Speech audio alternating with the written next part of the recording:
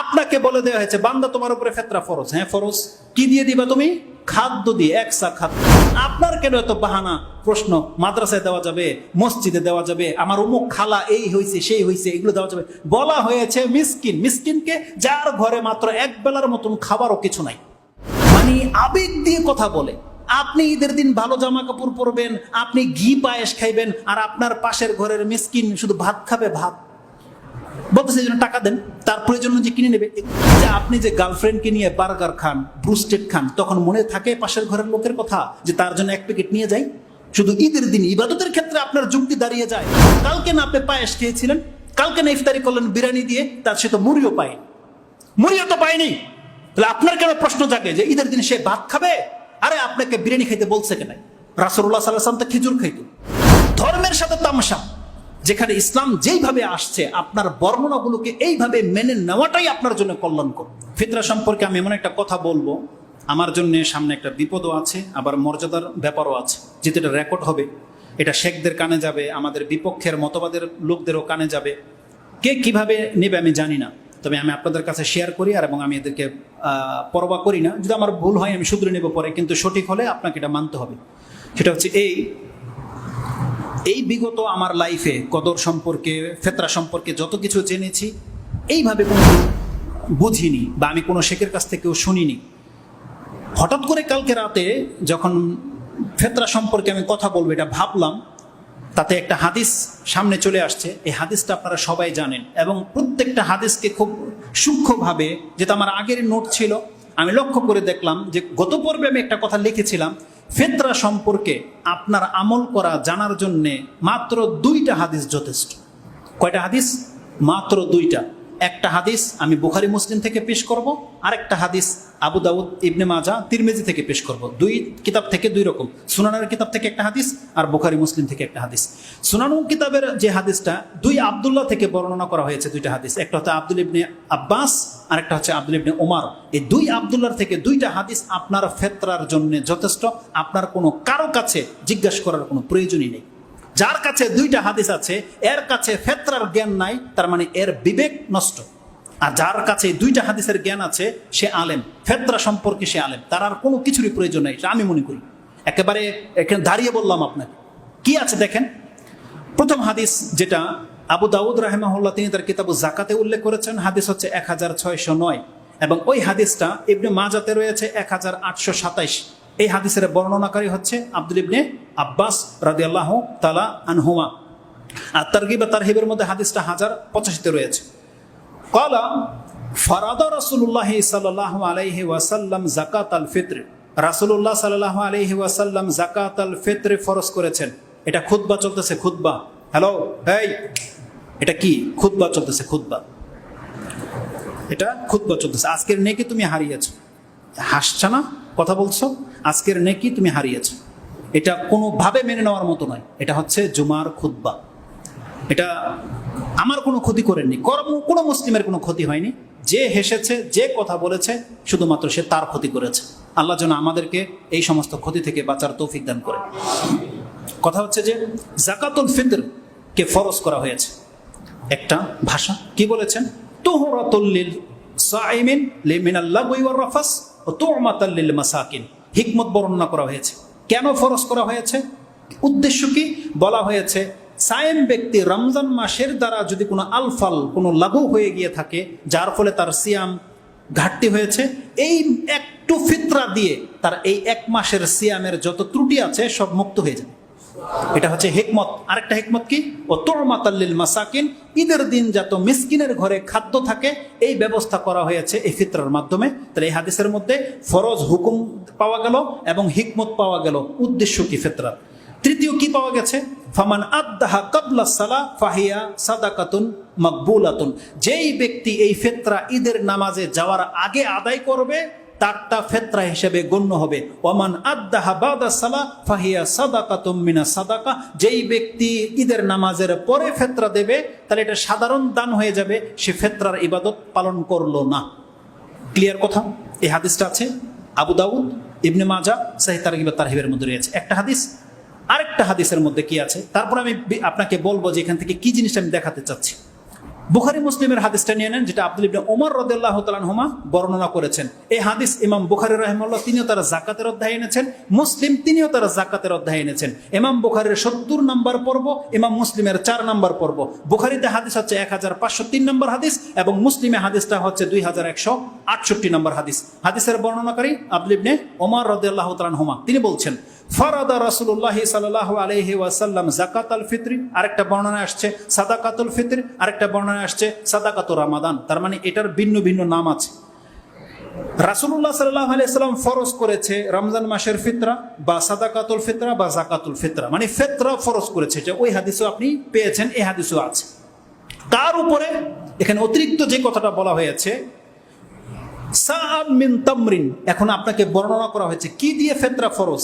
সাআম মিন তামরিন ও সাআম মিন বুররিন, এখানে আছে শাইরিন, হয় এক সা খেজুর অথবা এক সা গম বা এক সা জব দিয়ে আপনাকে ফিতরা ফরজ করা হয়েছে।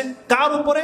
আলাল আবদি ওয়াল হুররি, স্বাধীন ব্যক্তির উপরে আর পরাধীন ব্যক্তির উপরে, মানে মালিক তার উপরে ফরজ, কৃতদাস তার উপরে ফরজ, ওকে আদায় করতে হবে। ওয়া যাকারি ওয়াল উনসা, মহিলা পুরুষ বাদ রাখা হয়নি। ও সাগিরি ওয়াল কাবির, ছোট বড় বাদ রাখা হয়নি। এক কথায় মিনাল মুসলিমিন, এই কথাটা বলেছে। ফিতরা কার উপরে ফরজ? প্রত্যেক মুসলিমের উপরে ফরজ। ছোট তার উপরে ফরজ, বড় তার উপরে ফরজ, মহিলা ফরজ, পুরুষ ফরজ। এক কথায় যেই মুসলিমের প্রাণ আছে তার উপরে ফিতরা ফরজ। ফিতরা ফরজ হওয়ার জন্য সামর্থ্য ধার্য করা হয়নি, সামর্থ্যের কোনো কথাই নেই, কোনো নিসাবই নেই। আপনার নিসাব আপনার প্রাণ, যার প্রাণ আছে তার উপরে সাদাকাতুল ফিতর ফরজ। এইভাবে কেউ আপনাকে বলেনি, আমি বললাম আপনার প্রাণ আছে আপনার উপরে সাদাকাতুল ফিতরা ফরজ, এটি আপনার নিসাব। যারা যাকাতের সাথে কম্পেয়ার করে এদের মাথার মধ্যে আসলে সমস্যা। হাদিসে স্পষ্ট যেখানে বলা হয়েছে কোনো মানে সামর্থ্য উল্লেখ করা হয়নি। একটা গোলামের তো মালিকই নেই, ও সম্পদই নেই, ওর উপরও ফরজ, অতএব ফরজ। তারপর কি বলা হয়েছে? ও আমারা বিহা, আমাদেরকে আদেশ করা হয়েছে আনতু ওয়াদ্দা কাবলা খুরুজিন নাস ইলা সালাহ, মানুষ ঈদগাহে যাওয়ার আগেই তুমি তোমার ফিতরা আদায় করে নাও। বলেছি এই দুইটা হাদিস আপনার সমস্ত ফিতরার মাসলা শেষ। কি আছে আপনি জানতে পারলেন, ফিতরা আপনার উপরে ফরজ। কি দিয়ে দিতে হবে? এক সা খেজুর, এক সা জব, এক সা পনির, এক সা কিশমিশ, যত আছে। তার মানে আরেকটা শব্দ, সমস্ত খাদ্যের কথা না বলে দিয়ে আবু সাঈদ খুদরির শব্দে যে ভাষাটা আছে, কি আছে? সাআম মিন তোয়ামিন, এক সা খাদ্য। এনাফ কথা। ফিতরা ফরজ। কি ফরজ? এক সা খাদ্য, এক সা খাদ্য, এটা মনে রাখেন। এক সা মানে 2.5 কেজি না 3 কেজি, আপনি ডিসাইড করেন, এর মধ্যে হইলেই হইল। 2.5 কেজি থেকে 3 কেজি, যেটা আপনার জন্য পসিবল হয়। 2.5 কেজির কম হবে না, 3 কেজির ব্যাপার, এটা আপনার ব্যাপার, ওটা আমরা দায়িত্ব নেব না। এক সা মানে 2.5 কেজি আমরা আপাতত ধরে নিই। ফিতরা ফরজ। কতটুকু ফরজ? 2.5 কেজি। কি? খাদ্য। কখন দিতে হবে? ঈদের নামাজের আগে। এনাফ। আর কি বাকি থাকে বলেন? আর কি বাকি থাকে? আরেকটা বাকি থাকেন, 5টা তো নোট করেছি। আরেকটা কি? হুকুম কার উপরে ফরজ, কখন আদায় করতে হবে, কতটা আদায় করতে হবে, কি দিয়ে আদায় করতে হবে, এই 5টা। আপনার হুকুম কি পেলেন? ফিতরা কি? ফরজ। কার উপরে ফরজ? প্রত্যেকের উপরে ফরজ। কি দিয়ে ফরজ? এক সা খাদ্য। এক সা এটা পরিমাণ, আর খাদ্য কখন দিতে হবেন? ঈদের আগে, তাই না? আরেকটা কি বলেছি? কিভাবে আদায় করবেন, ওটা ওই যে কি দিয়ে দিতে হবে, 5টা। এখন যারা প্রশ্ন করেন, এবার আপনি প্রশ্ন করেন, কি বাকি থাকলো আপনার প্রশ্নের? বলেন দেখি, কে কার কি প্রশ্ন বাকি আছে? তার মানে আপনি কি নিয়ে এত গুলুক ধাঁধায় ঘোরেন? কি নিয়ে ঘোরেন? কাকে জিজ্ঞেস করেন? আপনি কি জিজ্ঞেস করেন? আপনাকে বলে দেওয়া হয়েছে বান্দা তোমার উপরে ফিতরা ফরজ। হ্যাঁ ফরজ। কি দিয়ে দিবা তুমি? খাদ্য দিয়ে, এক সা খাদ্য। কখন দিতে হবে? ঈদের নামাজের যাওয়ার আগে। ঝামেলাই শেষ হয়ে গেল। ঈদের নামাজের পরে দিলে হবে না। কাকে দিতে হবে বলে নাই? হাদিসে আছে কাকে দিতে হবে? মিসকিনকে দিতে হবে। তু'মাতুল লিল মাসাকিন, মিসকিনকে দিতে হবে। এখন আপনি খোঁজেন মিসকিনকে, যে মিসকিন না তাকে দেওয়া যাবে না। আপনার কেন এত বাহানা প্রশ্ন? মাদ্রাসায় দেওয়া যাবে, মসজিদে দেওয়া যাবে, আমার অমুক খালা এই হয়েছে সেই হয়েছে, এগুলো দেওয়া যাবে। বলা হয়েছে মিসকিন। মিসকিনকে যার ঘরে মাত্র এক বেলার মতন খাবারও কিছু নাই, এই নাই মিসকিন। অন্তত কিছুই নাই, অথবা এক বেলা খাওয়ার মতো কিছু আছে, এই না মিসকিন। তাহলে খোঁজেন আপনি মিসকিনকে, মিসকিনকে দিবেন, হয়ে গেল। আর উদ্দেশ্য কি বলা হয়েছে? তু'মাতাল লিল মাসাকিন, মিসকিনের খাদ্যের ব্যবস্থা। কিন্তু আমাদের দেশের কিছু নামধারী বক্তা আছে, সার্টিফিকেট হলো বক্তা, সুবহানাল্লাহ, মানে আবেগ দিয়ে কথা বলে। আপনি ঈদের দিন ভালো জামা কাপড় পরবেন, আপনি ঘি পায়েস খাইবেন, আর আপনার পাশের ঘরের মিসকিন শুধু ভাত খাবে, ভাত বলতেছে এই জন্য টাকা দেন, তার প্রয়োজন যে কিনে নেবে। এগুলো সব যুক্তি, এই যুক্তি ইসলামে সামান্যতম পাত্তা দেয় না। কালকে যে কথাটা ভেবেছি, আপনি বললেন না যে আপনি ঈদের দিন পোলাও মাংস খাইবেন, তাই না? সে কি ভাত খাবে? এটা আপনার টেনশন। এই যে আপনি যে গার্লফ্রেন্ডকে নিয়ে বার্গার খান, ব্রুস্টেড খান, তখন মনে থাকে পাশের ঘরের লোকের কথা যে তার জন্য 1 প্যাকেট নিয়ে যাই? শুধু ঈদের দিন ইবাদতের ক্ষেত্রে আপনার যুক্তি দাঁড়িয়ে যায়। কালকে না আপনি পায়েস খেয়েছিলেন, কালকে না ইফতারি করলেন বিরিয়ানি দিয়ে, তার সে তো মুড়িও পায়নি, মুড়িও তো পায়নি। তাহলে আপনার কেন প্রশ্ন জাগে যে ঈদের দিন সে ভাত খাবে? আরে আপনাকে বিরিয়ানি খাইতে বলছে কেন? রাসূলুল্লাহ সাল্লাল্লাহু আলাইহি ওয়াসাল্লাম তো খেজুর খাইতো, যেটা তাদের প্রয়োজনীয় খাদ্য ছিল সেটা খেত। এখানে তার ঘরে খাদ্য নাই আজকে, আর আপনি আছেন আপনার বিরিয়ানির টেনশনে। তোমাতাল মাসাকিন বলা হয়েছে মিসকিন, মিসকিন তো তাকে বলা হয় যে খাদ্য ঠিক মতো পায় না, ঈদের দিন অন্তত যেন সে খেতে পারে। আর যদি আপনার এতই দরদ থাকে, হাদিসের ভাষাগুলো কি? আপনি কিসমিস দেন 2.5 কেজি, টালবাহানা কেন করেন? আপনি দেন না খেজুর, দেন না 2.5 কেজি, না করছে কেটে আপনার হাওয়া বেরিয়ে যাবে। শেখ আব্দুর রাজ্জাক বিরুদ্ধে বলেছিল যদি আপনি দামি খেজুর দেন 3000 টাকা কেজি, দেন না 2.5 কেজি, আপনার টাকার গরম কত দেখে নেই, দেন। তাহলে কেন প্রশ্ন করেন না আপনি? আপনি যে বার্গার খান 100 টাকা করে, 2.5 কেজি বার্গার দেন, কেন করেন না এটা? ফুচকা যে খান 1 প্লেট 60 টাকা দিয়া, 2.5 কেজি ফুচকা দেন ওর ঘরে নিয়ে, কেন করেন না এটা আপনি? এটা তো আপনি ঈদের দিনের খাদ্য, তাই নয়? আপনি তো ঘি খান, 2.5 কেজি ঘি দেন, দেখি আপনার টাকার গরম কত। ধর্মের সাথে তামাশা। যেখানে ইসলাম যেইভাবে আসছে, আপনার বর্ণনাগুলোকে এইভাবে মেনে নেওয়াটাই আপনার জন্য কল্যাণকর। জায়েজ না জায়েজ আপনি কেন প্রশ্ন করেন? আপনার জন্য কি সহজ কিনা এই প্রশ্ন কারা করবে? যেই ব্যক্তি মিসকিন পায় না, পয়সাওয়ালা রাষ্ট্রে থাকে, আমি কাকে দেবো 2.5 কেজি খাদ্য? আমার গ্রাম তো খেতে পায় না, তার জন্য আমি টাকা পাঠাতে পারবো কি পারবো না? এটা তো তার জন্য প্রশ্ন ছিল। এই প্রশ্ন আপনি কেন করেন? আপনার পাশের বাসায় তো মিসকিন আছে, খাদ্যের প্রয়োজন, দিতেও পারবেন, সক্ষম, তাহলে আপনি কেন এই প্রশ্ন করবেন যে আমি টাকা দিব, হবে কি হবে না? আবার অনেকে প্রশ্ন করে আমি 2.5 কেজি চাউল বিক্রি করে যে টাকা হইব ওই টাকা দিয়ে 1 কেজি পোলাও চাল কিনে দেই। সুবহানাল্লাহ। আরে বেটা, তুই পোলাও চাল দিতে চাস, 2.5 কেজি পোলাও চালই দিতে হবে তোকে। 1 সা বলা হয়েছে পরিমাণ, কি দিবা? পোলাও চাল দাও 2.5 কেজি দাও, সেমাই দাও 2.5 কেজি, যা হতে হবে 1 সা হতে হবে। আপনার জন্য সহজ পদ্ধতি কি জানেন?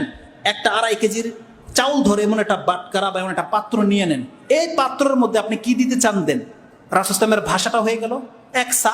আপনি এটাকে সা বানাই নেন, যেই সায়ের মধ্যে 2.5 থেকে নিয়ে 3 কেজির মধ্যে খাবার ধরে চাল দিয়ে মেপে নেন, এটা দিয়ে আপনি মাপেন, তেল দিবেন, এটা ভইরা দেন তেল। অনেকে প্রশ্ন করে যে তেল দেবো, আচ্ছা ঘিয়ের সাথে আমরা কম্পেয়ার করলাম, পনিরের সাথে দেন 2.5 কেজি 2.5 লিটার দেন তেল। মানুষ তামাশা করে। বলেছি এই 2টা হাদিস আপনার জীবনের ফেতরা সম্পর্কে সমস্ত জ্ঞান আপনাকে দিয়ে দিবে। দেখেন এবার আসুন, আমি বলেছিলাম 2 মিনিটের মধ্যে সেই নুকতাটা বলে দিই। হাদিসের মধ্যে কি আছে? ফারাদাল্লাহ, ফারাদা শব্দটা আছে না? ফারাদা রাসূলুল্লাহ সাল্লাল্লাহু আলাইহি ওয়াসাল্লাম, রাসূল সাল্লাল্লাহু আলাইহি ওয়াসাল্লাম ফরজ করেছে কি? কয়টা জিনিসের উপরে? ফেতরা দেওয়া, 1 সা দিয়ে খাদ্য দেওয়া, ঈদের আগে দেওয়া, এটা ফরজ করা হয়নি। তার মানে একটা হাদিসের মধ্যে 4টা শব্দ যে ফেতরা ফরজ, প্রত্যেক ব্যক্তির উপরে ফরজ, 1 সা দিয়ে ফরজ, খাদ্য দিয়ে ফরজ, ঈদের আগে, নামাজের আগে দেওয়াটা ফরজ। এই 5টা কি ফরজ নয়? তাহলে আপনি কেন শুধুমাত্র ফেতরা দেওয়াটাকে ফরজ ভাবতেছেন, আর আপনি চাউলের জায়গায় টাকাটা কেন জায়েজ ভাবলেন? শব্দটা তো ফরজ। ফারাদা রাসূলুল্লাহ সাল্লাল্লাহু আলাইহি ওয়াসাল্লাম সাদাকাতুল ফিত্রে মিন সাআতিম মিন তামরিন বা সাআতিম মিন তাম। তার মানে প্রত্যেকটা শব্দের আগে ফরজ শব্দটা আছে। ফেতরা দেওয়া ফরজ, 1 সা খাদ্য দিয়ে দেওয়া ফরজ, ঈদগাহে যাওয়ার আগে দেওয়া ফরজ। আর কি বলবো আপনাকে, আর কি বলবো? কারণ একেবারে সিম্পলি কথাটা বলে দিলাম, ফরজ শব্দটা প্রত্যেকটা সেক্টরে আছে। দেওয়া ফরজ, 1 সা খাদ্য দেওয়া ফরজ, আপনার উপরে ফরজ, ঈদগাহে যাওয়ার আগে ফরজ। আর কোনো বাকি থাকে কথা? বাস আমি মনে করি জাস্ট এনাফ। এটা আমি এইভাবে ভাবলাম কালকে বা পেলাম, বাকিটা আপনাদের ইচ্ছা। যার যে কোনো বক্তব্য ভালো লাগে সে তার অনুসরণ করতে পারে, রেজাল্ট তো কিয়ামতের মাঠে হবে। কিন্তু আমরা আমাদের যেটা কল্যাণকর মনে করি, যারা আমাদের কথাটাকে প্রাধান্য দেন, যারা মনে করেন যে আমাদেরটা হক, আপনি গ্রহণ করতে পারেন, এটা গ্রহণ করতে পারেন। আর আমরা দাবি করি ইনশাআল্লাহুল আজিজ এটা হকের খেলাফ হবে না। বাকি ওনাদের কথাটা ভুল না সঠিক ওটা আমরা বলতে যাব না। আমাদের সালাফরা তাদের যেটা বলতেছে, কালকে এক ভাই ভিডিও ক্লিপ পাঠিয়েছে, আরব কোন এক শেখ, তিনি বলতেছেন টাকা দিয়ে ফেতরা দেওয়াকে জায়েজ বলেছেন কারা? ইবনে তাইমিয়া রাহিমাহুল্লাহর নাম নিয়েছে, ইমাম আবু হানিফার নাম নিয়েছে। হতে পারে, হতে পারে একটা মত, এটা আপনার খুশি, কিন্তু আপনার কাছে তো রাসূল সাল্লাল্লাহু আলাইহি ওয়াসাল্লামের হাদিস পেশ করে দেওয়া হলো। আর বাকি এই মাত্র দুইটা ব্যক্তি ইসলামের আপনার মূলনীতি, ইমাম ইবনে তাইমিয়া বা ইমাম আবু হানিফা বা কোনো একজন ইমাম যদি একদিকে চলে যায়, তাহলে বাকি সমস্তগুলো তো আরেক পাল্লা।